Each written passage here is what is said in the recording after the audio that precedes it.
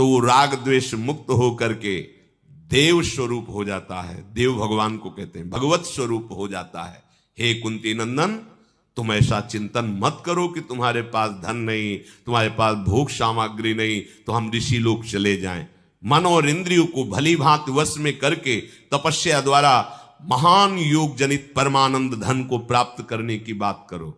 ऐसा ऋषियों ने जो उपदेश किया, तो महाराज युधिष्ठिर ने पुनः सबको प्रणाम करके कहा कि हे ब्रह्म ऋषियों, मैं आपके पालन पोषण की बात सोचकर ऐसा बोल रहा हूं। मुझे धन की प्रियता नहीं है, भोगों की प्रियता नहीं है, पर मैं आप सबका त्याग भी नहीं करना चाहता, पर आप सब भूखे रहें ये भी मुझे, इसलिए मैं आपसे प्रश्न किया कि आप लोग कृपा करके चले जाएं, जिससे हमें यह दुख ना हो कि आपकी हम सेवा। 10,000 ब्रह्म ऋषि धर्मात्माओं में परम श्रेष्ठ युधिष्ठिर ने जब ऐसा कहा तो धौम्याचार्य जी खड़े हुए और मौन रह करके थोड़ी देर विचार किया। फिर ब्रह्म ऋषियों की सभा में कहा, धौम्य बोले, राजन, संपूर्ण सृष्टि के अन्नदाता भगवान सूर्य हैं।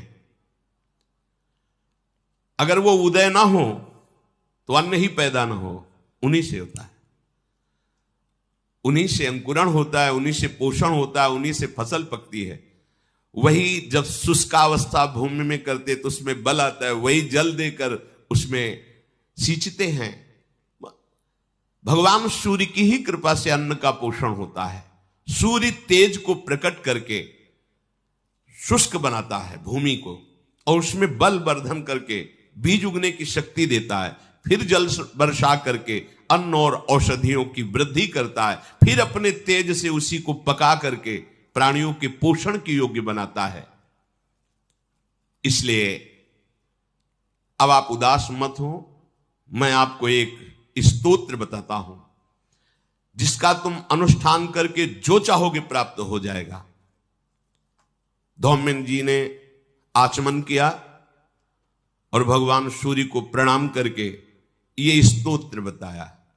इस स्तोत्र की बड़ी महिमा आगे वर्णन की गई है कि जिसको धन की चाह हो या संकट निवृत्ति की चाह हो, अगर इस स्तोत्र की कोई चाह न करके गायन करे, सूर्य उदय हो रहा है और आप प्रणाम करके स्नान करके तिलक आदि लगाकर इस स्तोत्र का तो कभी दरिद्रता नहीं आ सकती, कभी अन्न की कमी नहीं हो सकती। अगर कोई संकल्प करते हैं धन आदि का या संकट निवृत्ति का, इससे निश्चित पूर्ण हो जाता है। धौम्य जी ने आचमन करके भगवान सूर्य को प्रणाम करके ऋषियों की सभा में कहा कि ये स्तोत्र, इसमें 108 नाम भगवान सूर्य के हैं। सूर्यो यमा भगवत तृष्टा पुरुषाकः सविता रवि गभीस्तमानजः कालो मृत्युर्धाता प्रभाकरः पृथिव्यापश्च तेजश्च खं वायुश्च परायणं सोमो बृहस्पतिः शुक्रो बुधोंगारक एव च इंद्रो विवस्वान् दीप्तांशुः शुचिः सौरिः शनैश्चरः ब्रह्मा विष्णुश्च रुद्रश्च स्कंधो वै वरुणो यमः वैद्युतो जाठरश्चाग्नि रैन्धनस्तेजसां पतिः धर्मध्वजो वेदकर्ता वेदांगो वेदवाहनः कृतं त्रेता द्वापरश्च कलिः सर्वमलाश्रयः कलाकाष्ठा मुहूर्ताश्च छपायामस्तथा क्षणः संवत्सर करो स्वत्थः कालचक्रो विभावशुः पुरुषः शाश्वतो योगी व्यक्ता व्यक्तः सनातनः कालाध्यक्षः प्रजाध्यक्षो विश्वकर्मा तमोनुदः वरुणः सागरोऽंशुश्च जीमूत जीवनोरिहा भूताश्रयो भूतपतिः सर्वलोक नमस्कृतः सृष्टा संवर्तको वह्निः सर्वस्यादिर्लोलुपः अनन्तः कपिलो भानुः कामदः सर्वतो मुखः जयो विशालो वरदः सर्वधातु निषेचिता मनः सुपर्णो भूताधिः शीघ्रगः प्राणधारकः धनवन्तरिर्धूमकेतु रादिदेवोदिते सुतः द्वादशात्मा रविन्दाक्षः पिता माता पितामह स्वर्गद्वारं प्रजाद्वारं मोक्षद्वारं त्रिविष्टपं देहकर्ता प्रशान्तात्मा विश्वात्मा विश्वतोमुखः चराचरात्मा सूक्ष्मात्मा मैत्रेयः करणान्वितः एतद् वै कीर्तनीयस्य सूर्यस्यामित तेजसः नामाष्टशतकं चेदं प्रोक्तमेतत् स्वयंभुवा। ये स्तोत्र सुनाया और कहा इस स्तोत्र का गायन करके भगवान सूर्य को प्रणाम करते हुए आप आराधना कीजिए, आपको जो चाहिए वो प्राप्त हो जाएगा। जो मनुष्य सूर्योदये यः सुसमाहितः पठेत सा पुत्रदारान् धनरत्न संचयान् लभेत जाति स्मरतां नरः सदा धृतिं च मेधां च सविन्दते पुमान्। जो मनुष्य सूर्योदय होते हुए भगवान सूर्य के सामने स्नान आदि अपनी दिनचर्या करके और हाथ जोड़ करके ऐसा स्तोत्र गायन करेगा, वो जो चाहेगा पुत्र धन स्त्री रत्न और भी जो सामग्री स्मृति धैर्य उत्तम बुद्धि सब जो चाहेगा भगवान सूर्य उसे प्रदान करेंगे। अब आप शराब पिएंगे मांस खाएंगे तो आपकी हिम्मत ही नहीं है कि आप ऐसा कर ले, नहीं कर पाएंगे और करेंगे भी तो सिद्ध नहीं होगा। असुर भी जब कोई सिद्धि प्राप्त करना चाहते थे तो ऋषियों की भांति दिनचर्या होती थी। आज दिनचर्या क्या है, सूर्य भगवान उदय होकर के मध्याह्न की तरफ जा रहे तब लोग उठते हैं तो क्या दरिद्रता आयुहीनता अकाल मृत्यु ये सब बढ़ती है, बुद्धि भ्रष्ट होती है, लोगों को पता नहीं है। जैसी दिनचर्या जी रहे हो ये तुम्हारे रोग बढ़ाने वाली, शोक बढ़ाने वाली, दरिद्रता पैदा करने वाली, बुद्धि भ्रष्ट करने वाली है। भुवन भास्कर त्रिभुवन को पावन करने वाले साक्षात भगवान पधार रहे और तुम सो रहे हो, ऐसी कैसी दिनचर्या है? नहीं, भगवान सूर्य के उदय होने के 48 मिनट 2 घड़ी पहले हर व्यक्ति को उठ जाना चाहिए, कम से कम, भले साधक नहीं हो तो उठ जाओ, बैठकर भगवान नाम जप करो, स्नान आदि करके उनको अर्घ दान करो, प्रणाम करो। इससे आपकी आयु बढ़ेगी, आपकी स्त्री बढ़ेगी, आपकी बुद्धि ठीक रहेगी। और अगर कहीं ये स्तोत्र गायन कर ले तो कह रहे जो कामना करोगे उसकी पूर्ति हो जाएगी। महाराज युधिष्ठिर ने गंगा स्नान किया, फिर गंगा जल का आचमन करके और इस स्तोत्र का गंगा में खड़े होकर के जप किया। भगवान सूर्य की आराधना की और जब स्तोत्र पूर्ण हो जाता तब हाथ जोड़कर प्रार्थना करते, हे प्रभु आपका उदय संसार के अंधकार को नष्ट करने के लिए है, आपकी कृपा से ही बुद्धि प्रकाशित होती है और भगवान में लगती है, धर्म का पालन होता है, आपकी कृपा से ही अर्थ और काम संबंधी कर्मों में प्रवृत्ति होती है। यदि आप उदय ना हो तो कोई भी कार्य नहीं बन सकता। हे नाथ आप हम पे कृपा करो। भगवान सूर्य जब देखा कि युधिष्ठिर जी अनन्य भाव से सूर्य भगवान की उपासना कर रहे हैं तो प्रकट हो गए। वो गंगा जी में खड़े इसी स्तोत्र का जप करते थे। पांडु कुमार युधिष्ठिर ने देखा कि मूर्तिमान तेजस स्वरूप भगवान भास्कर सामने प्रकाशित है, मानो महान प्रज्वलित ज्वाला हो, ऐसा तेज भगवान सूर्य का। भगवान सूर्य प्रकट होकर बोले, धर्मराज तुमने जो इस स्तोत्र का गायन किया मैं बहुत प्रसन्न हुआ, तुम्हें अन्न ही तो चाहिए ना, लो गृहीष्व पिठरम ताम्रम मया दत्त नराधिपो यावद वर्ष्यति पांचाली पात्रेणानेन सुव्रत। युधिष्ठिर ये बटलो ही लो। देखने को तो ये छोटी सी दिखाई दे रही है ताम्र प्रात की, पर इसमें तुम फल मूल सब्जी पेय रस जो चाहोगे जितना चाहोगे उतने को पवा सकते हो। सिद्ध बटलोई, न गैस की जरूरत है, न चूल्हा की, न कोई बनाने की जरूरत है। जो चाहोगे कि उसी बटलोई से सब्जी, उसी से खीर, उसी से जूस, जो चाहोगे सब उसी से निकले। अपने लोगों को चाहिए क्या? हाँ, जरूरत नहीं रहेगी, लेकिन अपने लोगों को ऐसी जगह पहुंचना है कि इस बटलोई की जरूरत नहीं है। हाँ, चंपक लता जी जो चिंतन करती है वही पदार्थ श्री जी की सेवा में पहुंचता है। वहां भी थोड़ी कि सिलेंडर खत्म हो गया, ललिता जो जल्दी ऐसा तक नहीं है। वहां जो चिंतन करती हो, और जो भी प्रसाद है पाने में प्रियाजू का उच्छिष्ट अमृत है, पर ना मल है, ना मूत्र है, ना विकार को प्राप्त होता है, चिदानंद। तो अपने को बटलोई की जरूरत नहीं, जितनी श्वासें हैं राधा राधा करके पूरी करना है और अपनी श्री जी के पास चलना है। और जब तक द्रौपदी जी नहीं पा लेती तब तक है, जहां द्रौपदी जी पाई फिर आगे कुछ नहीं निकलेगा। जब तक पवाना है द्रौपदी जी ना पाए, और जहां द्रौपदी जी ने प्रसाद पाया, क्योंकि बाद में द्रौपदी जी पाती थी, फिर इसके बाद उसमें नहीं निकलेगा। महाराज सूर्य भगवान इतना कहकर अंतर्ध्यान हो गए। अब तो बड़ी प्रसन्नता हुई कि जो समस्या थी कि 10,000 ब्रह्म ऋषि साथ चल रहे हैं और उनको कैसे भोजन पवाएंगे, तो ये जो स्तोत्र का अगर संध्या, जो प्रातःकालीन और सायंकालीन, इन दोनों संध्याओं में जो इसका पाठ करेगा, वो कितने भी बड़े बंधन में पड़ा हो उसका बंधन नष्ट हो जाएगा। कोई भी बंधन, नाना प्रकार के सांसारिक बंधन भी होते हैं, उन बंधनों से मुक्त हो जाएगा। भगवान सूर्य से वर प्राप्त करके युधिष्ठिर जी गंगा जी से बाहर निकले बटलोई लेकर, और धौम्याचार्य जी के चरणों में प्रणाम किया, भाइयों को हृदय से लगाया।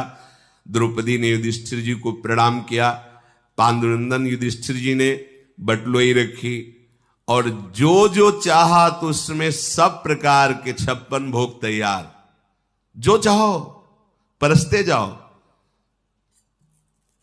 चार प्रकार के अद्भुत चोष्य, भोज्य, ऐसे जो वो सब पदार्थ उसमें।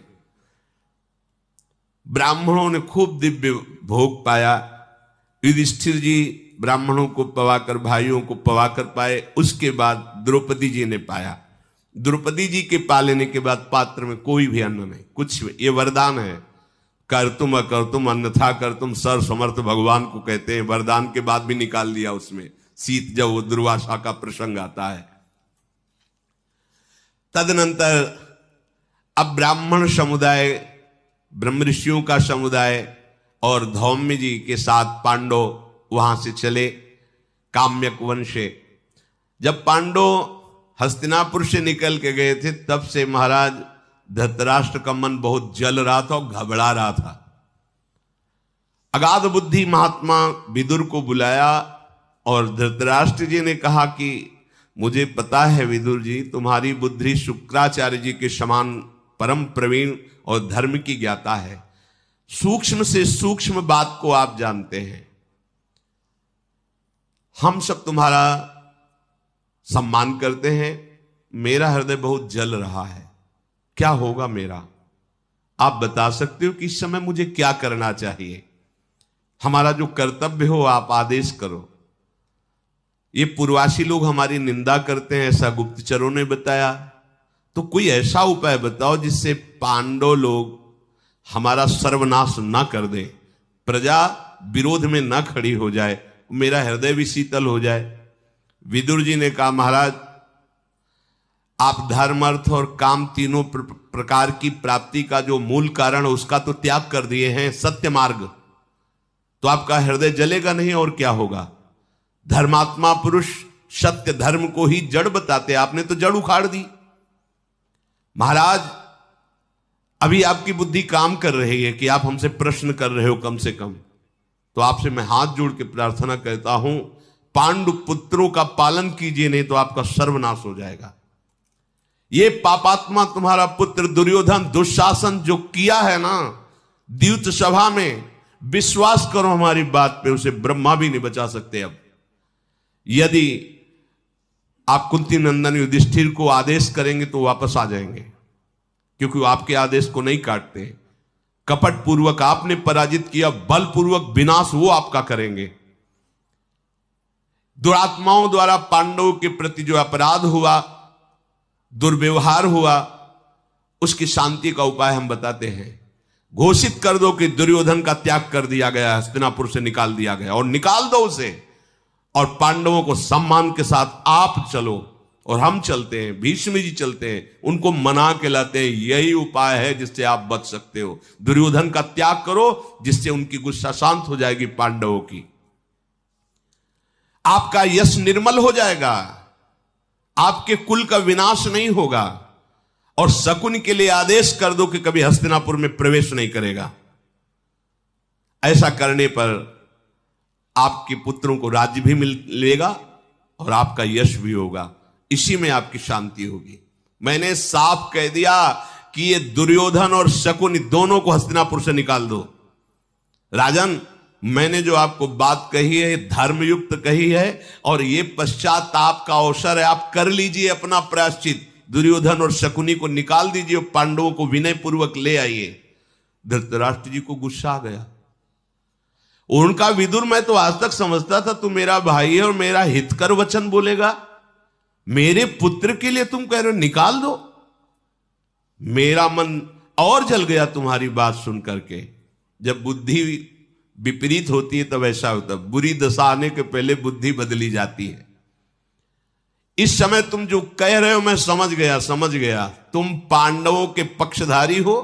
आज की बात से मैं समझ गया तुम मेरे नहीं हो, मेरे हितैषी नहीं हो, तुम पांडवों का पक्ष लेने वाले हो और मुझे उपदेश कर रहे हो कि पुत्र का त्याग कर दो। मैं अभी तक तुम्हारा सम्मान करता रहा, आज मैं कुटिलतापूर्ण सलाह से समझ गया कि तुम्हारी स्थिति क्या है। जाओ अभी इसी समय तुम मेरे राज्य से निकल जाओ, चलो सभा से बाहर निकलो। अब राजा है, मैं तुम्हारा त्याग करता हूं। स्वामी धृतराष्ट्र जी हैं, जैसा आदेश करेंगे वैसा होगा। महाराज धृतराष्ट्र ऐसा आदेश देकर उठे और महल के भीतर चले गए। गंगा जी के तट पर साथियों सहित कुरुक्षेत्र में ब्रह्म ऋषियों के साथ पांडव पहुंच चुके हैं। सरस्वती, दृषद्वती, फिर यमुना जी के किनारे वनों में भ्रमण कर रहे हैं। मरुभूमि वन्य प्रदेशों की यात्रा करते हुए काम्यक वन का दर्शन किया, जहां बहुत से ऋषि मुनि विराजमान थे। बहुत सुंदर सुंदर लुभायमान वृक्ष, लता, पशु पक्षी और बड़े बड़े मुनिजन। तो मुनियों ने महाराज युधिष्ठिर को बैठाला और बहुत सांत्वना पूर्वक उनको उपदेश किए। विदुर जी ने देखा कि धृतराष्ट्र जी की बुद्धि तो बदली हुई है, अब निकलने का आदेश कर दिया। सोचा आप चलो पांडवों के पास ही चलते हैं। तो एक रथ से काम्यक वन में गए। सूचना मिली कि युधिष्ठिर जी अमुक ऋषि के आश्रम में, वहां पहुंचे। विदुर जी ने देखा धर्मात्मा युधिष्ठिर एकांत में ब्रह्म ऋषियों के बीच में शोभायमान हो रहे हैं। द्रौपदी और चारों भाई और बहुत से ब्रह्म ऋषि घेरे हुए हैं। महाराज युधिष्ठिर ने देखा कि बड़ी उतावली के साथ विदुर जी आ रहे हैं। भीमसेन से कहा आप क्या करने आ रहे हैं ये, क्योंकि जय बार आए हैं तय बार हमारी पतित बुद्धि की गई है, यही तो जाके बुला रहे कि चलो महाराज बुला रहे हैं। अब किस लिए बुलाया है? हाँ ऐसा हो सकता है शकुनी ने फिर धृतराष्ट्र जी को अपने पक्ष में करके भेजा होगा कि अभी पांडवों के पास अस्त्र हैं, उनको आकर के द्वितकीड़ा में छीन लिया जाए। भीमसेन ने कहा कि अगर कहीं ऐसा कुछ आदेश है तो अब हम आपका आदेश नहीं मानेंगे, आगे हमें जो करना है वो हम कर देंगे। अब हम ये नहीं मानेंगे कि हमारे अस्त्र द्वितकीड़ा में लगा दिए जाएं, फिर हम क्या कर सकते हैं। सब ऐसे विचार में ही थे कि विदुर जी आ गए तो उठकर खड़े हुए। युधिष्ठिर पांडव स्वागत सत्कार किया। विदुर जी ने ब्रह्म ऋषियों को प्रणाम किया। पांडवों ने आसन देकर बैठाला और कहा महाराज धृतराष्ट्र सुखी हैं, आप सुखपूर्वक रह रहे हैं। विदुर जी ने कहा अजात शत्रु तुमसे वैर करके कौन सुखी रह सकता है। विदुर जी ने कहा कि आज कोई ऐसी स्थिति वहां नहीं दिखाई देती जिसे हम सुख कह सकते हैं, और मेरे लिए जो हितकर बात थी मैंने धृतराष्ट्र से कहा, पर उनको जमा नहीं, उनकी रुचि नहीं, उन्होंने मुझे निकाल दिया। मैं दोनों पक्ष का परम कल्याण चाहता हूं युधिष्ठिर, लेकिन महाराज धृतराष्ट्र को इतना अपने पुत्र से मोह है, जैसे रोगी को हितकर भोजन अच्छा नहीं लगता, कुपथ ही अच्छा लगता है, ऐसे धृतराष्ट्र जी को नाश वाली बातें अच्छी लगती हैं, जिससे विनाश हो। धृतराष्ट्र जी ने कुपित होकर मुझसे कहा है कि तुम्हारा हम त्याग करते हैं, तुम हमारे नगर हस्तिनापुर से चले जाओ। धृतराष्ट्र जी ने मुझे त्याग दिया है तो मैं तुम्हें केवल उपदेश देने आया हूं, तुम्हारे पास नहीं रहना चाहता। मैंने जो बड़े बड़े संतों से और धर्म का भाव जाना है वो मैं तुम्हें बता रहा हूं। देखो, चाहे जितना तुम्हें कष्ट मिले तुम क्षमा का ही आश्रय लेना, क्रोध मत करना। अनुकूल अवसर आएगा तो भगवान सब अपने आप संभाल देंगे, जो करवाना है कर, लेकिन आप हृदय में जलना मत, क्षमा रखना। मन को वश में रखने वाला पृथ्वी की क्या संपूर्ण लोकों पर विजय प्राप्त कर लेता है। मन पर जिसने विजय प्राप्त कर ली वही विजेता है। पांडुनंदन, व्यर्थ की बकवाद करने वाला कभी सुखी नहीं होता, सुखी होता है सत्य और कम भाषण करने वाला। सहायक भाई बंधुओं के साथ बैठ करके जो धर्म पूर्वक चर्चा करता है वो आगे चल करके संपूर्ण जगत का पूज्य बन जाता है। ऐसा बर्ताव करना कि किसी को भी कष्ट ना हो, तो तुम्हारी उन्नति प्रतिदिन वन में ही प्रारंभ हो जाएगी। युधिष्ठिर बोले, विदुर जी मैं तो सदैव आप गुरुजनों के द्वारा सिखाए मार्ग पर चलता हूं, सावधान होकर चलता हूं, पर काल ने ऐसा अवसर उपस्थित कर दिया है। विदुर जी पांडवों से कहा कि बस तुम धर्म पे चलना, दुखी मत होना और अपने मन को सदैव प्रभु में लगाना। अब महाराज जब विदुर जी को ऐसा बोलकर धृतराष्ट्र जी गए तो चिल्ला चिल्ला के रोने लगे, क्योंकि हृदय इतना जलाना। सोचा कि अरे इतना बड़ा महामंत्री और मेरा भाई विदुर जी छोटे भाई भी है, भगवान व्यासदेव जी के द्वारा धृतराष्ट्र, पांडु और विदुर जी का प्रादुर्भाव हुआ है। ये मेरी बुद्धि को क्या होता जा रहा है, ये अधर्म मेरे से क्यों हो रहा है। भगवत विमुख होने पर ऐसा ही होता है, आप जितना संभालने की कोशिश करोगे उतने नष्ट होते चले जाओगे, और भगवत सन्मुख रहोगे, आपका कोई विनाश करना चाहे गिराना चाहे, वो जितना गिराएगा आप उतना उठते चले जाओगे। पांडवों के पक्ष में यदि विदुर जी जाके उनके साथ रहने लगे तब तो मेरा नाश हो ही जाएगा। तो अपने प्रिय संजय जी को बुलाया और कहा, संजय, विदुर जी मेरे भाई हैं, महामंत्री हैं, सुहृद है, साक्षात धर्म है, पर पता नहीं मेरी बुद्धि को क्या हो गया कि मैंने उनको निकाल दिया। अब मैं ये समझ रहा हूं कि अगर विदुर जी राजी नहीं हुए तो बहुत जल्दी मेरा नाश हो जाएगा। इसलिए मैंने निश्चय किया है कि विदुर जी को यहां लाया जाए सम्मान पूर्वक, अगर नहीं आए तो हम प्राण त्याग देंगे। धृतराष्ट्र जी ने कहा। संजय ने कहा, चलो आपकी बुद्धि अभी ठीक निर्णय तो कर रही है, मैं अभी जाता हूं काम्यक वन में जहां पांडव विराजमान हैं। संजय वहां गए, देखा युधिष्ठिर जी मृग चर्म धारण किए हुए ब्राह्मण ब्रह्म सभा के बीच में बैठे और विदुर जी धर्म का उपदेश कर रहे। महाराज युधिष्ठिर ने देखा कि संजय जी आए, संजय जी का आदर करके सुखपूर्वक बैठाला और कहा, आने का कारण, यहां आपके आने का कारण क्या है। संजय ने कहा, विदुर जी महाराज धृतराष्ट्र के आंसू नहीं बंद हो रहे, वो आपका स्मरण करके रो रहे हैं, आप जल्दी चलिए और उनको जीवन दान दीजिए। कुरुकुल को आनंदित करने वाले पांडव, आप इनको प्रेरित कीजिए। अगर विदुर जी नगर में नहीं गए तो धृतराष्ट्र जी ने कहा हम अपने प्राण त्याग देंगे। युधिष्ठिर जी ने विदुर जी से कहा, अब आप तुरंत जाइए और बड़े पिताश्री को सुख पहुंचाइए और उनको ऐसा उपदेश कीजिए जिससे सब भाई हमारे सुरक्षित रहे, अर्थात कौरव भी सुरक्षित रहे। युधिष्ठिर जी की प्रेरणा से धृतराष्ट्र के पास विदुर जी शीघ्रगामी रथ के द्वारा आए। धृतराष्ट्र जी हृदय से लगा के रोए, विदुर जी मुझे क्षमा कर दो। धृतराष्ट्र ने कहा, विदुर जी तुम मेरे भाई हो, इस भाव से मैं क्षमा मांगता हूं, वैसे तो क्षमा लायक नहीं आपको ऐसे कठोर शब्द बोले। विदुर जी तुम निष्पाप हो और मैंने तुम्हारे साथ ऐसा बर्ताव किया, बार बार कहता हूं क्षमा करो। विदुर जी ने कहा, महाराज ऐसा कह करके मुझे लज्जित मत करो, मैं तो आपका दास हूं, चाहे जितनी बार डांटो आपकी आज्ञा में ही रहूंगा। आपने कहा निकल जाओ तो निकल गए, आपने बुलाया तो हम आ गए। विदुर जी और धृतराष्ट्र जी आपस में जो मन में क्लेश था उसको मिटाया। विदुर जी आ गए हैं, धृतराष्ट्र जी को बड़ा सुख मिला, पर दुर्योधन जल गया। ये आ गया पांडवों का पक्ष लेने वाला। फिर विदुर हमने तो समझा था निकल गया, तो कांटा निकला। शकुनी, कर्ण और दुशासन और भाई मिलकर के संगोष्ठी की कि विदुर जी, भीष्म जी, ये दो ऐसे हैं जो कभी हमारी बात सफल नहीं होने देंगे। तो एक तो टूट गए थे तो समझा चलो ठीक निकल गए, लेकिन फिर बुला लिए गए। क्या होना चाहिए?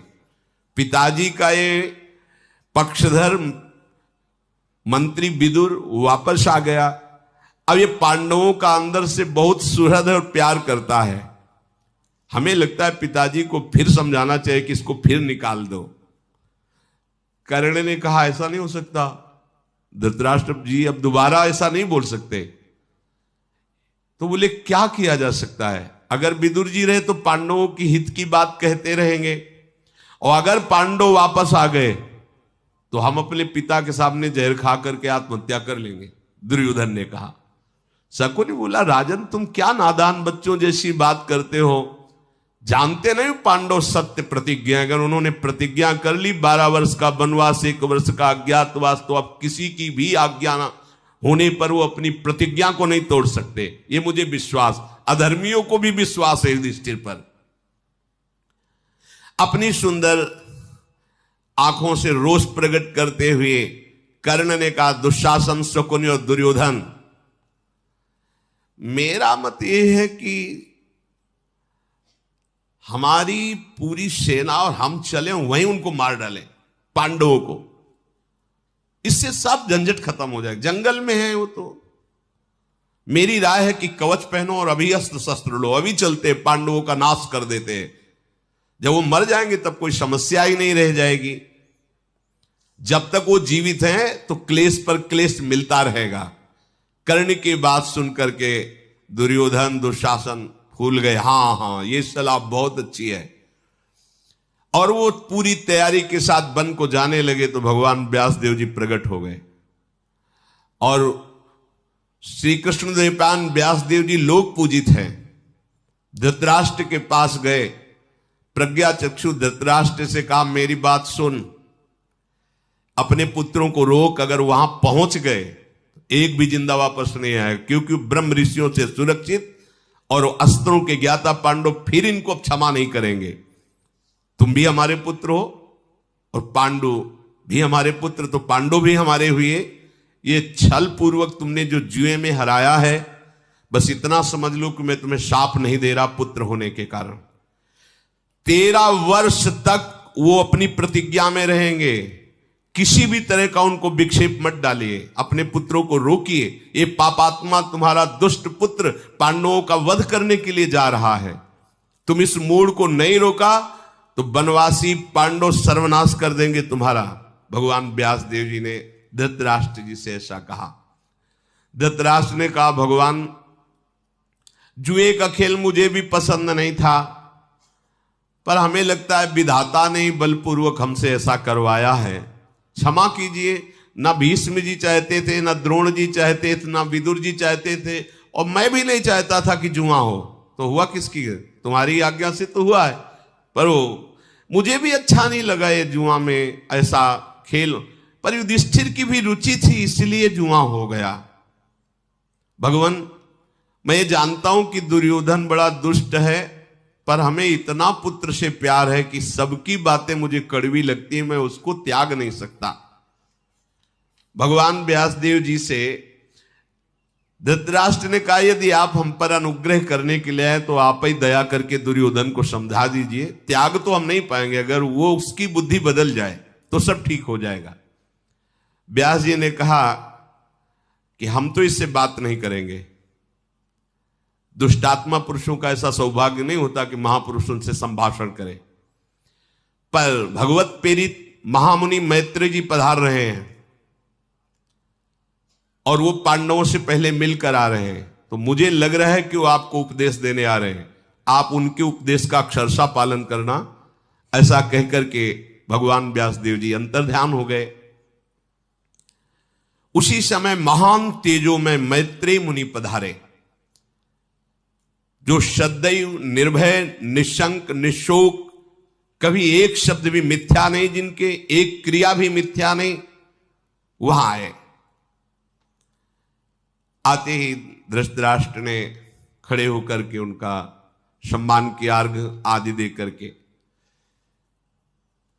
जटा तेजोमयी अग्नि की लपटों के समान मृगचर्म धारण किए हुए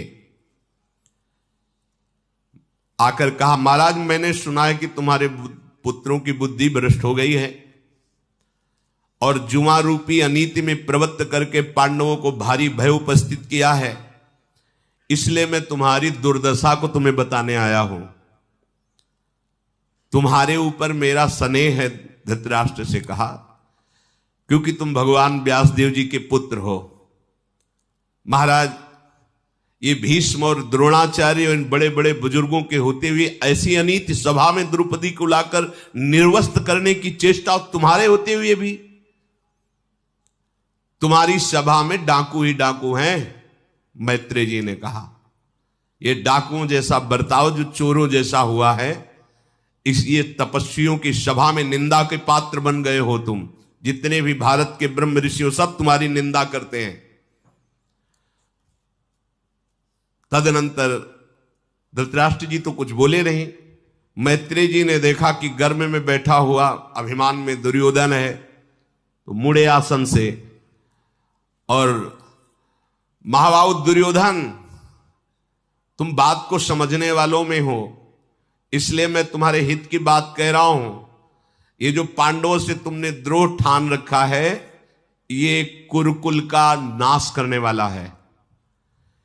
सबके सब सत्यव्रतधारी हैं पांडव, जिनका पौरुष अप्रमेय है। इच्छा अनुसार बल धारण करने वाले हिडिंब को परास्त कर दिया जिन भीम ने, बक नाम के राक्षस को जिन्होंने मारा, और अभी अभी मैं देख के आ रहा हूं किरमीर नाम के राक्षस का उन्होंने वध किया। उन भीम से तुम विजय पाना चाहते हो, उनसे द्रोह करते हो। अरे जरा और मृत्यु के पास में तुम बंधे हुए उन पर विजय कैसे प्राप्त कर सकते हो, जो सत्य है और पौरुष वाले हैं। महापराक्रमी पांडवों के साथ तुम्हें मैत्री कर लेना चाहिए, मित्रता, शांति पूर्वक। तुम मेरी बात मानो, मेरी आज्ञा मानो, पांडवों से मित्रता करो। जब इतना कह ही रहे थे तो दुर्योधन ने मुस्कुराकर अपनी जांग में ताल दी। बड़ा भद्र व्यवहार है। संतों के सामने तो ऐसा करना ही नहीं चाहिए, पर बुरी दशा आने के पहले बुद्धि बदली जाती। मुस्कुराया और ताल जांग में दी, हाथ से ताल ठोकी और पैर पटकते हुए पृथ्वी में। मैत्रेय जी ने देखा उसकी चेष्टा। मैत्रेय जी समझ गए कि अभिमानी हमारा उपदेश नहीं मानेगा। कुछ देर चुप रहे। दुर्योधन को देखकर मैत्रेय जी के ओंठ कांपने लगे, क्रोध। मैत्रेय जी ने कहा, सुन, तूने ऐसे ही समझ रखा है कि मैं ऐसे ही बोल रहा हूं और तू ताल ठोक रहा है, मेरे सामने अपराध कर रहा है। केशवाय नमः, नारायणाय नमः, माधवाय नमः आचमन किया और हाथ में जल लिया। अरे मेरा अनादर करने वाले दुर्योधन, मेरी बात सुन। अब त्रिभुवन में कोई तुझे नहीं बचा सकता। वही भीम गदा से तेरी जांग तोड़ेंगे, तुझे चकनाचूर कर देंगे। तुझे निश्चित भीम के हाथ मरना होगा। साप दे दिया। जे ही साप दिया, धृतराष्ट्र कांप गए, हाथ जोड़कर खड़े हो गए, चरणों में गिर, महाराज क्षमा कीजिए। और सुन दुर्योधन, तेरे द्रोह के कारण तेरा एक भी भाई नहीं बचेगा। तेरी सहायता कोई भी करे, चाहे भीष्म होता है, द्रोण हो, कोई भी नहीं बचेगा। जो अधर्म की पक्ष धारा में रहता है, सहायता करता है, चाहे जितना बड़ा धर्मात्मा हो, बलिष्ठ तेजस्वी हो, उसका पतन हो जाता है।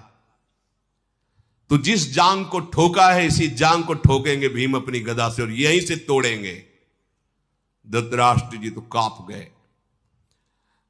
चरण पकड़ के कहा, महाराज ऐसा ना हो, आप अपने शाप को वापस ले लीजिए।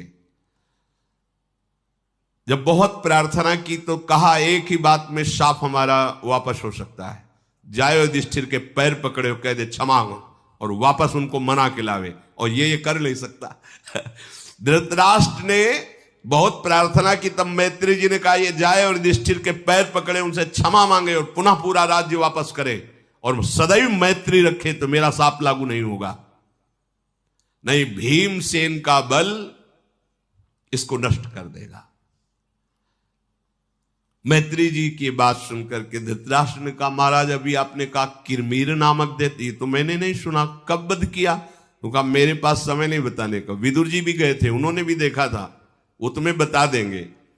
ऐसा कह करके मैत्री जी अंतर्ध्यान हो गए। धृतराष्ट्र को कि कितना बड़ा भीम बलवान है, विदुर जी को बुलाया और बोला कि तुमने देखा है कैसा किरमीर राक्षस था, भीम ने क्यों मारा, कैसे मारा?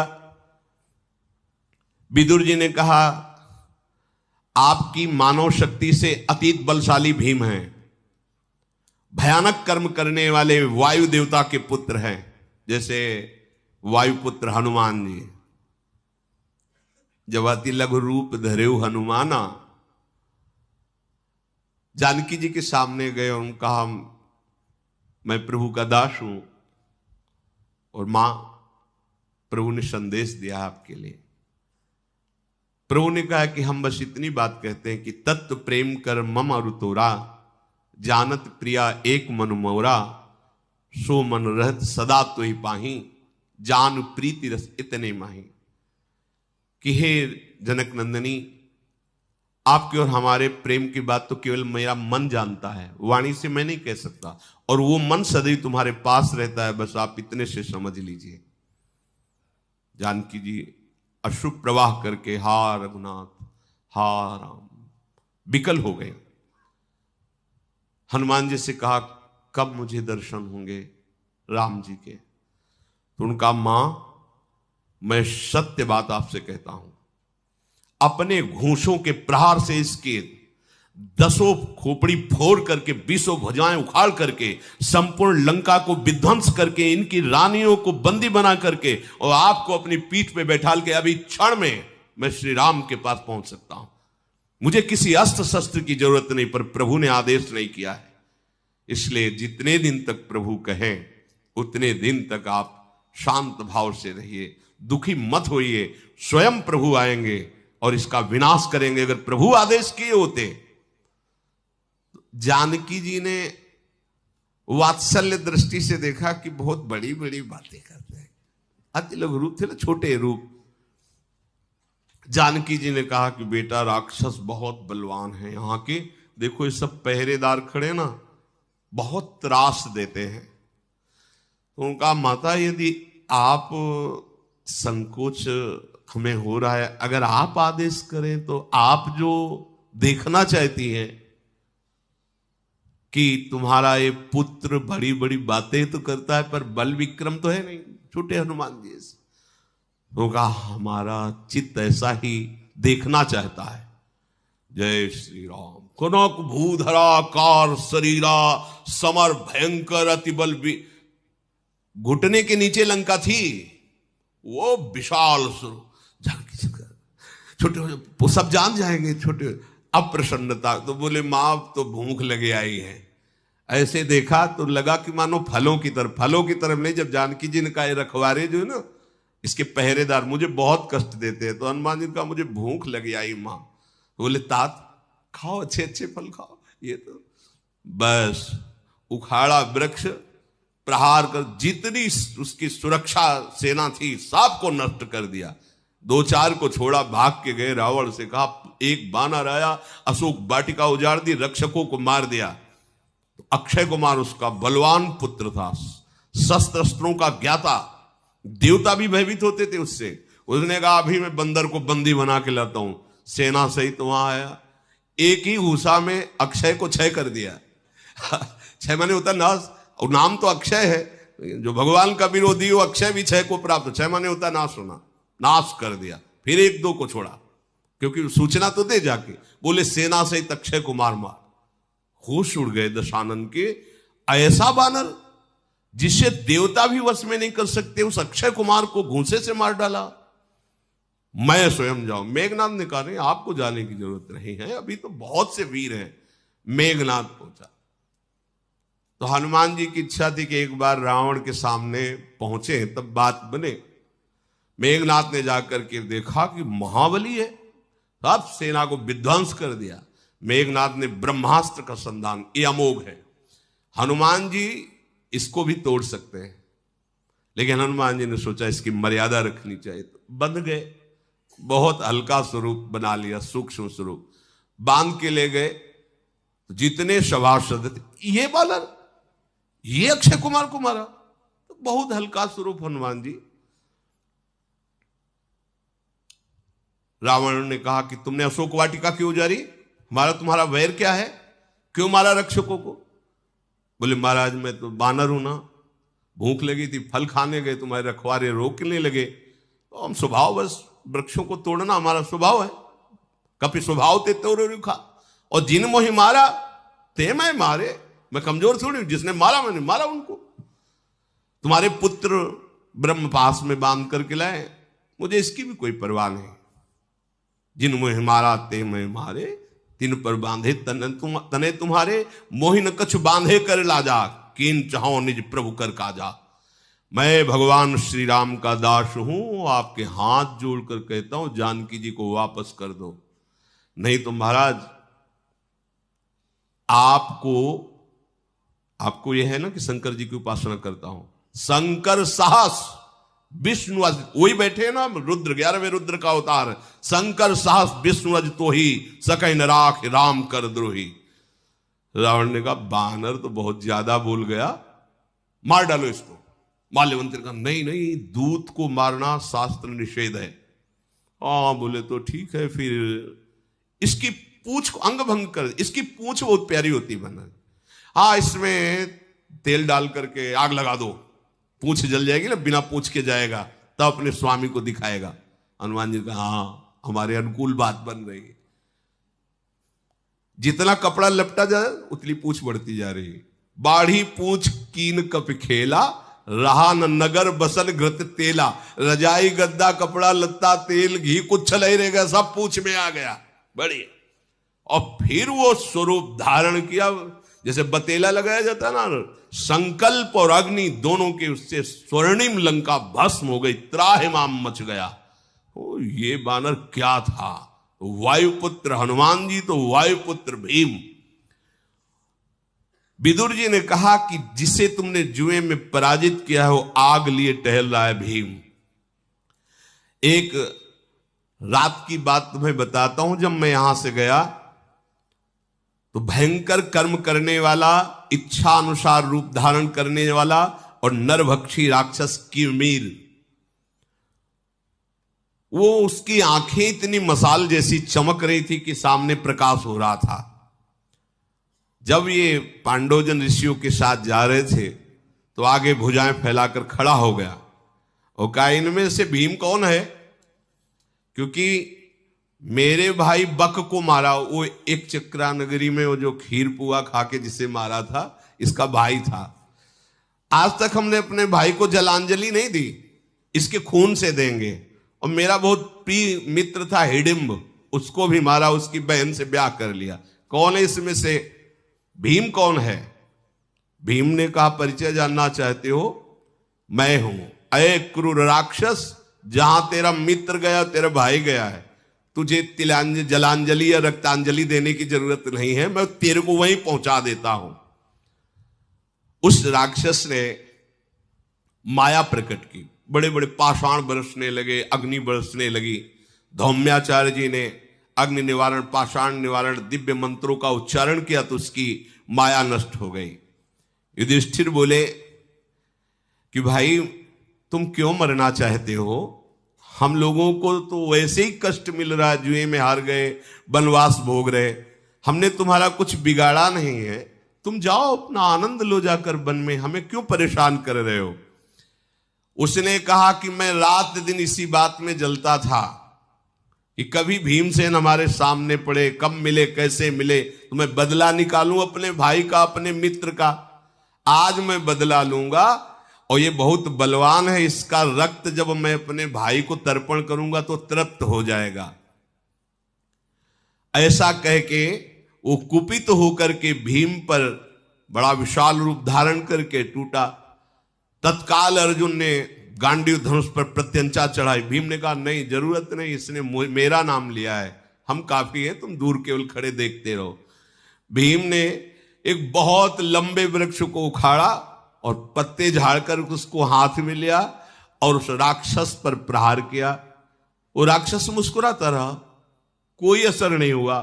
उस राक्षस ने भयंकर पहाड़ उठाया और भीम पर दे मारा। तो ये तो जब कुछ ही दिन के थे और मां की गोद से गिर गए थे तो पहाड़ चकनाचूर हो गया था, तो पहाड़ क्या करेगा। स्तब्ध होकर भीम खड़े रहे, फिर क्रोधित होकर भीम आक्रमण किया और अपनी भुजा, भीम की भुजा में जो फंस गया तो मानो यमराज की पास में बंध गया, अब निकलना मुश्किल है। भीम ने उसे पकड़ लिया और गजराज जैसे किसी कमल को मसले ऐसे उस किरमीर को चूरमा बना दिया। फिर गिरा करके उस ऐसे पीठ पे घुटना रख करके उल्टा तोड़ दिया उसको, किरमीर को। तो विदुर जी ने कहा फिर इसके बाद उसको देर तक घुमा घुमा घुमा घुमा कर तो ऊपर ही मर गया, इतने में फिर उसको फेंक दिया। महाराज, जिससे देवता भी भयभीत होते थे उस दैत्य के प्राण निकल गए किरमीर के। तो महाराज, अब ऐसे पांडवों से आपको कैसे रक्षा कोई कर सकता है जब ये अपने क्रोध में आएंगे। इसीलिए धर्मराज युधिष्ठिर को किसी तरह दुख न पहुंचे, फिर मैं आपसे प्रार्थना करता हूं, आप संभाल लीजिए। इधर द्वारिकाधीश भगवान श्री कृष्णचंद्र जी और वृष्णि अंधक वंश वीरों ने जब सुना कि पांडवों को दीपकीड़ा में परास्त कर दिया गया और वो वनवास कर रहे, तो पूरी फौज के साथ द्वारिका की फौज, और इधर पांचाल राजकुमार दृष्टद्युम्न ने सुना मेरी बहन के साथ सभा में ऐसा, वो पूरी सेना के साथ वन में। दृष्टकेतु महापराक्रमी लोक विख्यात के राजकुमार, इनकी पुत्रियां नकुल सहदेव को ब्याही गई हैं। ये सब वहां वन में मानो कोई महायुद्ध होना हो ऐसे सब एकत्रित हुए। भगवान श्री कृष्ण को आते देखकर पांडवजन सब ब्रह्म ऋषि खड़े हो गए। भगवान आकर के ब्रह्म ऋषियों को प्रणाम किया, युधिष्ठिर जी के चरण छुए, सबका स्वागत सम्मान करके बैठाला। श्री कृष्णचंद्र जी ने कहा कि आज जान पड़ता है कि दुर्योधन, कर्ण, दुरात्मा, शकुनि और दुशासन के द्वारा ये पृथ्वी वीरों रहित हो जाएगी, क्योंकि जब हम सब विरोध में खड़े होंगे तो इनका नाश निश्चित है। हमें लगता है इन दुरात्मा वीरों की खून से प्यासी है भूमि। युद्ध में जिसे कोई परास्त नहीं कर सकता, वैसे हम और हमारे संबंधियों से कोई वैर ले ले और फिर वो सुखपूर्वक रह सके, छल कपट के द्वारा तुम्हें परास्त किया गया है और ऐसे छली और कपटी को मारना है मेरा सनातन धर्म है। भगवान ने कहा, कुंती पुत्रों, तुम्हारे अपमान से आज सारी पृथ्वी दुखी है। मैं स्वयं श्री कृष्ण कुपित हो गया हूं। अगर जरा भी तुम्हारा इशारा हो तो अभी पूरा हस्तिनापुर भस्म हो जाएगा। नारायणी सेना पूरा, और ये दृष्टद्युम्न आदि वीर हाथ जोड़ करके युधिष्ठिर ने कहा कि महाराज, आप किंचन मात्र रोष मत कीजिए, आप हमारे आत्मा हैं, हम सब आपके ही सारे हैं। आपकी बात सुनकर ही हमें महान सुख मिला, परंतु आप कृपा करके अभी शांति, हमारे जब 12 वर्ष का वनवास, 1 वर्ष का अज्ञातवास हो जाए तब विचार करेंगे, अभी तो कुछ नहीं, अभी तो आप शांति बनाए रखिए। भगवान श्री कृष्ण ने कहा, युधिष्ठिर, तुम अर्जुन की महिमा को नहीं जानते हो, मैं जानता हूं, क्योंकि ये मेरा ही स्वरूप है। महात्मा अर्जुन इतने शक्तिशाली हैं कि किसी भी तरह से इन पर विजय प्राप्त नहीं की जा सकती। जैसे मेरे पर कोई विजय प्राप्त नहीं कर सकता, ऐसे अर्जुन पर। जानते हो महाराज युधिष्ठिर, ऐसा क्यों? क्योंकि अर्जुन मैं हूं, मैं ही अर्जुन हूं।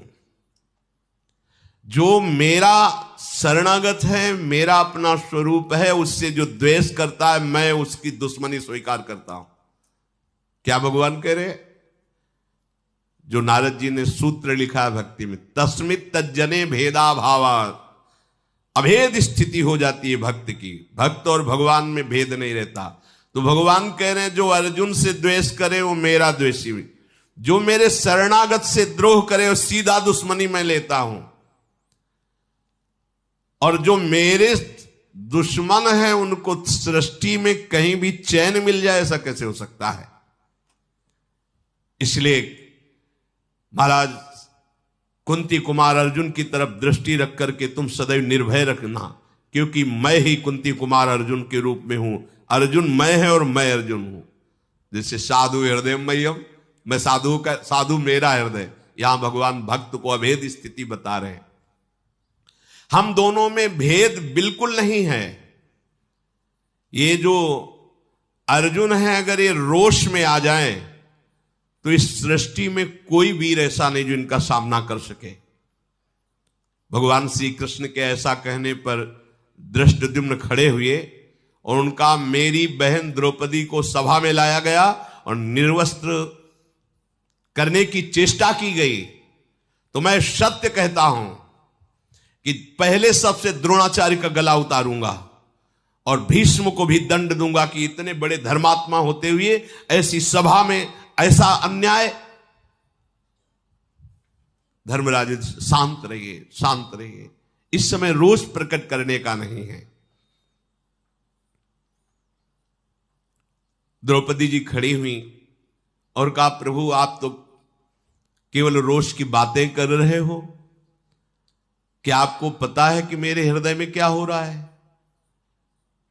हे कृष्ण, मेरी जैसी स्त्री जो आपकी शरणागत है, आपकी सखी है, धृष्टद्युम्न की बहन है, पांडवों की पत्नी है, उसे बाल पकड़ के घसीट कर एक वस्त्र में सभा में लाया जाए और यह आदेश किया जाए कि इसको निर्वस्त्र कर दिया जाए, और ये पांडव जन सब कह रहे चुप रहिए, मेरे हृदय में क्या हो रहा है आपको पता है?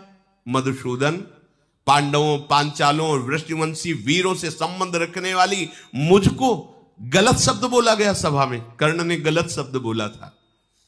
अब मुझे दासी कहा गया, बलपूर्वक मुझे घसीटा गया।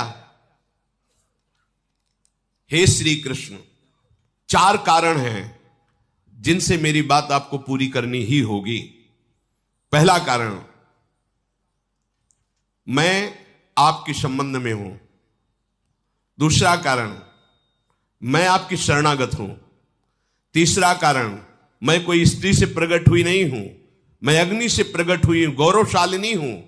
और चौथा, ऐसे समर्थ पति, और मेरी ये दुर्दशा, इसलिए बाल को दिखाते हुए कहा तब तक बाल नहीं बांधूंगी जब तक आप इन दुष्टों के खून से मेरे बाल को गीला नहीं करोगे। ये मेरी प्रतिज्ञा है कि दुशासन, इन कौरवों के रक्त से मेरे जब बाल भींजेंगे तभी मैं अपने केस धारण करूंगी, नहीं हर समय इनको खुला रखकर आपको दिखाऊंगी कि बाल इस कारण खुले हैं। भगवान श्री कृष्ण ने कहा द्रौपदी, जिस पर मेरा शरणागत क्रुद्ध हो जाता है वो चाहे जितनी सिद्धियां पास में रख ले, उसको कोई नहीं बचा सकता है। ध्यान से सुनो, जो अपराध भक्त कर करई, राम रोष पावक सुझरई। तुम निश्चित समझिए मेरे बल विक्रम से जो तुम चाह रहे हो वही होगा। तुम कुछ समय बाद देखोगे जब तुम्हारा वनवास पूरा हो जाएगा कि जितने दुष्टों ने दुष्टता की है ये सब रक्त रंजित होकर भूमि पर तड़पते हुए दिखाई देंगे। प्रतिज्ञा करता हूं कृष्णे, चाहे आसमान फट जाए, हिमालय विदीर्ण हो जाए, पृथ्वी के टुकड़े टुकड़े हो जाए, समुद्र सूख जाए, पर मेरी बात कभी मिथ्या नहीं होती। जो मेरे शरणागत को जैसा कष्ट देता है वैसे ही उसका मैं विनाश करता हूं। वैसे ही भगवान सच्चिदानंद में है। सुंदर नेत्र वाली द्रौपदी, मत रो, एक दिन देखना उन लोगों की स्त्रियां कैसे चिल्ला चिल्ला के रोती हैं। मैं जो कह रहा हूं सत्य होगा, उनका विनाश निश्चित होगा। भगवान श्री कृष्ण ने कहा ये चार जिसके जीवन में उसका विनाश निश्चित हो जाता है। ये चार बातें जिसके जीवन में है उसका विनाश निश्चित हो जाता है। जो दूसरे की स्त्रियों से भोग करता है और जो मदिरा पान करता है, जो जुआ खेलता है और जो दूसरे जीवों का मांस खाता है, इन चार का विनाश निश्चित है। स्त्रियोक्षा मृगया पान में तत् काम समुत्थितम दुखम चतुष्टयम प्रोक्तम ये नरो भ्रश्यते श्रिया। फिर ध्यान से सुन लो, ये खिलवाड़ मत समझो, मनोरंजन मत समझो। गृहस्थ धर्म में जो ब्याह होता है तो एक पत्नी, बस वही तुम्हारे संतान उत्पत्ति रूपी पूजा के लिए विधान किया गया है। ये जो परिस्त्री गमन है ये विनाश का कारण है। आप कितने सामर्थ्यशाली हैं पता नहीं, पर हम सामर्थ्यशालियों की बात बताते हैं। जिन्होंने ऐसा करने की चेष्टा की उनका सर्वनाश हो गया। स्त्री शरीर में केवल काम भाव आपको अपनी पत्नी से, अगर किसी दूसरी स्त्री से किया तो आपके सुकृत नष्ट हो जाएंगे। आपके साथ ऐसी दरिद्रतामयी, ऐसी विपत्तिमयी लीलाएं प्रारंभ होगी कि आगे चलकर आपका सर्वनाश हो जाएगा। व्यभिचारी बहुत दुर्गति को प्राप्त होता है। एक पत्नी व्रत का शास्त्र ने आदेश किया है, या जो राजा लोग हुए हैं उन्होंने वर्ण किया, धर्म संज्ञक वर्ण किया है। लेकिन जो दूसरे की पत्नी के साथ व्यभिचार या दूसरे पति के साथ, बहुत सावधान। पति वंचक परपति रति करई रौरो नरक कल्प सत परई। ये इसे मनोरंजन मत माना जाए, इसे खिलवाड़ मत माना जाए, इसे बहुत बड़ी उपलब्धि मत माना जाए कि दूसरे की बहन बेटियों को हम अपने भाव से फंसा कर गंदे आचरण। दुर्गति पक्की, व्यभिचारी की कभी शुभ गति नहीं होती। और जो द्वित कीड़ा कर जुआ खेलने वाला और जो दूसरों का मांस खाने वाला और शराब पीने वाला, ये चार प्रकार के जो वृत्ति धारण कर लेता है उसका सर्वनाश निश्चित है। इसलिए तुम द्रौपदी इन निंदनीय जनों के विषय में अब चिंता मत करो, ये अपने कर्म के द्वारा ही मारे गए हैं। भगवान श्री कृष्ण ने विविध प्रकार से उनको समझा करके और महाराज युधिष्ठिर से आज्ञा ली। साथ में सुभद्रा जी, अभिमन्यु जी, उनको साथ लेकर के भगवान श्री कृष्ण द्वारिका गए। और दृष्टद्युम्न ने द्रौपदी के 5 पुत्रों को साथ लेकर पांचाल देश में गए। और जो नकुल की भार्या तो दृष्टकेतु जी, उसको ले गए। जो जिनके परिवार के थे वो सब सुव्यवस्थित, क्योंकि अभी ये पांडवजन वनवास में है। और शेष चर्चा आगे। श्री राधा वल्लभ लाल की।